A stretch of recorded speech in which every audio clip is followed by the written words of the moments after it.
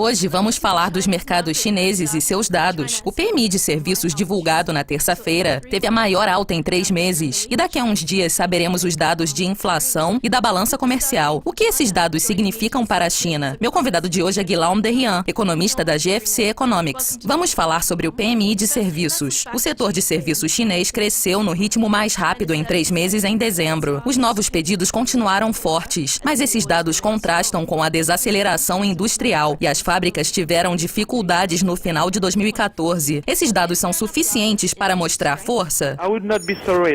Eu não estou tão preocupado com a desaceleração e a queda em alguns números de PMI dos últimos meses. Eu acho que, certamente, o crescimento econômico na China é uma consequência lógica de o país estar crescendo de maneira mais qualitativa que quantitativa. E isso significa que está saindo dos setores de habitação e industrial e indo para os setores não fatureiro e de serviços. A divergência entre os dois PMIs, como você mencionou, entre o PMI de serviços, que está muito forte, e o PMI de manufaturas, que está em queda, pode confirmar esse quadro. Então eu diria que há muita força em termos de PMI no futuro como indicador. Por exemplo, se você analisar investimentos em ativos fixos, se você excluir investimentos em ativos fixos, manufaturas e habitação, você vai ver que o investimento apenas no setor não manufatureiro está com tendência de alta, o que confirma a força do PMI. Se você analisar os gastos em pesquisa e desenvolvimento como parte do PIB, eles continuam crescendo. A pesquisa do Census, divulgada em dezembro do ano passado,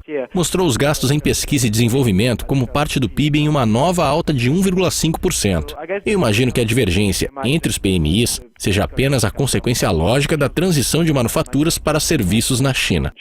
A taxa de inflação da China sai hoje. A taxa de inflação anual desacelerou para 1,4% em novembro e ficou em seu menor nível desde janeiro de 2010. O que os novos dados devem mostrar? Eu ficaria surpreso se não visse a inflação caindo ainda mais por causa da queda dos preços de commodities em dezembro. Analisando a inflação subjacente, que exclui energia e alimentos, eu acho que esse é um bom indicador para mostrar a situação da China no momento. Outro indicador é a inflação dos serviços, que na minha opinião deve ser analisada com cuidado, porque também tem desacelerado nos últimos meses. E isso poderia ser um efeito colateral da desaceleração no mercado imobiliário, impactando outros setores da economia. De maneira geral, eu acho que a queda na inflação é boa para a China, porque isso permite que o Banco Central chinês e o governo mantenham as taxas de juros em níveis baixos. E isso permite que eles façam uma transição cuidadosa e sustentada do setor manufatureiro para o não manufatureiro.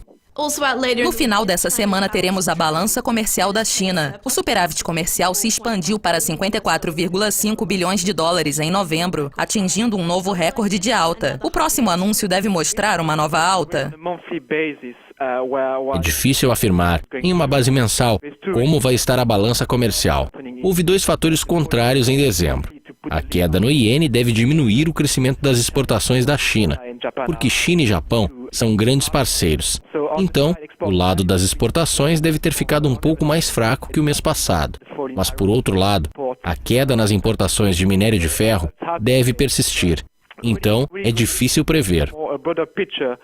Em uma visão mais global, eu acho que o que estamos vendo é a força da balança comercial refletir o fato de que uma boa parte das manufaturas chinesas está subindo na cadeia de valores. Eles estão exportando muitos produtos com alto valor agregado, muito mais que no passado.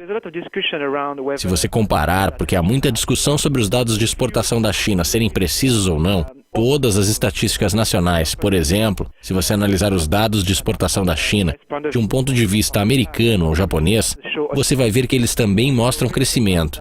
Então, a suspeita de que eles estejam alegando crescimento nas exportações, apenas baseando-se em dados errados, isso é um exagero. Existe algo muito positivo acontecendo na China. Por exemplo, se você analisar a balança comercial em termos de máquinas e equipamentos eletrônicos.